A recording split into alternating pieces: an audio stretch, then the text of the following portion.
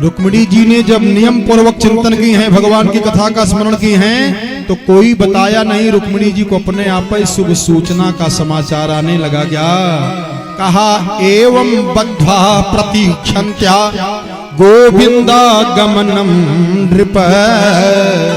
हे परीक्षित, रुक्मिणी जी को आभास हो गया कि गोविंदागमनम नृप, गोविंद का आगमन हो गया।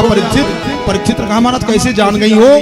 कहा वाम ओरुर्भुजो नेत्रम स्फुरन प्रियभाषिणः। रुक्मिणी जी की बाईं आंख, बाईं भुजा, बायां पैर फड़कने लगा, ये शुभ सूचक है। स्त्रियों का अगर बायां अंग फड़क जाए तो जान लो कि कुछ न कुछ अच्छा शुभ मिलने वाला, समाचार मिलने वाला है, शुभ होने वाला है। और पुरुष का दाहिना अंग अगर फड़क जाए तो शुभ होगा, और अगर ये उल्टा हो जाए तो गड़बड़ होगा। अगर स्त्री का दाईं आंख ज्यादा फड़के, दाईं भुजा ज्यादा फड़के, तो कुछ दान पुण्य कर ले, कुछ भगवान का नाम जप ले, कोई ब्राह्मण हो, कोई साधु हो, कोई गाय हो, कुछ खिला पिला करके उसको अरिष्ट को ठीक कर ले। और अगर पुरुष का बायां अंग फड़के तो जान लो कुछ न कुछ नुकसान होने वाला है। अब तो रुक्मिणी मैया प्रसन्न हो गई। क्यों? क्योंकि मालूम हो गया कि गोविंदागमनम नृप, गोविंद भगवान आ गए।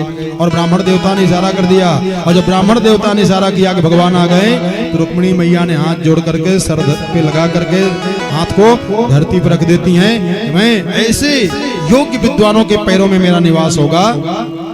इसके बाद कहते हैं सुखदेव जी महाराज राजा परीक्षित से, परीक्षित अब तो खूब बढ़िया से सज धज करके रुक्मिणी जी तैयार हो रही हैं। विदुषी ब्राह्मणियां लिवा करके जाती हैं भगवान शंकर जी पार्वती के मंदिर में पूजा करने के लिए। और जब वहां लिवा करके जाती हैं, देखो कितना बताएं भागवत जी का, एक अक्षर छोड़ने लायक है।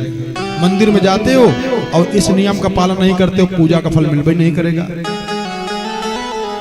ये है विदुषी ब्राह्मणियां लिवा करके राजकुमारी जी रुक्मिणी जी को जाती हैं। आसाद्य देवी सदनम, देवी जी के मंदिर में लिवा करके जाती हैं। अरे कहा धौत पाद कराम्बुजा, धौत पाद माने पहले पैर को धुलाई, फिर हाथ को धुलाई, और उपस्पृश्य शुचि शांता, उपस्पृश्य आचमन कराई। मंदिर में जब जाएं तो पूजा करें, पाठ करें, पवित्र होने के बाद आचमन करना भी जरूरी होता है। अब आचमन का नियम है, कितना आचमन करें। अब कई लोग ऐसे ही उठवा छुआ के पनिया फेंकते रहते हैं, अब क्यों तो छुआ नहीं करते। इसके बाद रुक्मिणी मैया 16 प्रकार से पूजा की है पार्वती मैया का। उसके बाद जब निकली हैं तो ताम देव मायामिव वीर मोहिनी, बड़े बड़े राजा गए हुए हैं। और जिन लोगों ने रुक्मिणी मैया को देखने का प्रयास किया, ध्यान दें, दृष्टि आपकी शुद्ध हो जाए तो सृष्टि शुद्ध हो जाए। दृष्टि का दोष मिटाइए, कैसे मिटेगा? ध्यान दें, बड़े बड़े राजा गए थे और सब राजा सोचे कि एक झलक महू देख ले क्या रुक्मिणी जी को। और आचार्य प्रवर सुखदेव जी ने कहा, परीक्षित हमने मैया का दर्शन किया। कहा क्या देखा महाराज आपने? देखो अगर ये गुण किसी स्त्री के अंदर दिख जाए तो जान लेना को चाहे जंगल में रहे मंगल कर देगी वो। ये लक्षण है, अर्थ नहीं बताऊंगा। रुक्मिणी मैया को देख करके सुखदेव बाबा ने कहा कि सुचिस्मिता बिंब फलाधर ज्योतिर, ऐसा लक्षण किसी लड़की में, किसी स्त्री में दिख जाए तो जान लेना कि जहां पे भी रहेगी वहां पे सुख, वैभव, संपत्ति गया रहेगा, कम हो ही नहीं करेगा। अच्छा कहिए अर्थवा क्यों नहीं बता रहे? अब ऐसा ना हो तो कई लोग नाराज हो जाएंगे, इसीलिए पहले से कहा सुचिस्मिता बिंब फलाधर ज्योतिर शोणायमाना द्विज कुंद कुडमलाम, और पदा चलंती कलहंस गामिनी सिंजत कला नूपुर धाम शोभिना, अभिलोक्य बीरा मुमोह समागता। जय हो विलोक्य बीरा मुमोह समागता, यशस्विनस्तत्कृतहृच्छयार्दिता। समझ रहे हो?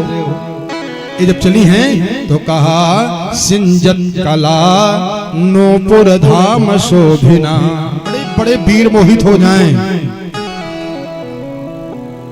जनक दुलारी लाडली, जनक की लाडली जानकी जी मैथिली जी राजराजेश्वरी त्रिपुर सुंदरी जब पुष्प वाटिका में गई हैं तो बड़े बड़े वीर, बड़े बड़े देवता, ऋषि मुनि की बात छोड़ो, भगवान रामों का मन मचल रहा था। कहा कंकन किंकिनी अरे नूपुर धोनी सोनी और कहत लखना सना राम हृदय गुनी और कहत लखना सना।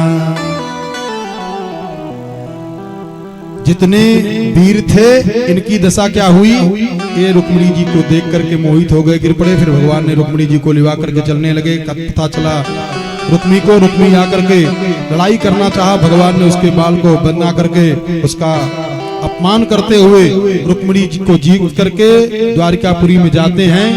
और द्वारिकापुरी में जा करके भगवान विधि विधान के साथ, वैदिक रीति रिवाज के साथ भगवान ने विवाह किया। रुक्मिणी जी का प्रथम विवाह भगवान के साथ में हुआ। और कुछ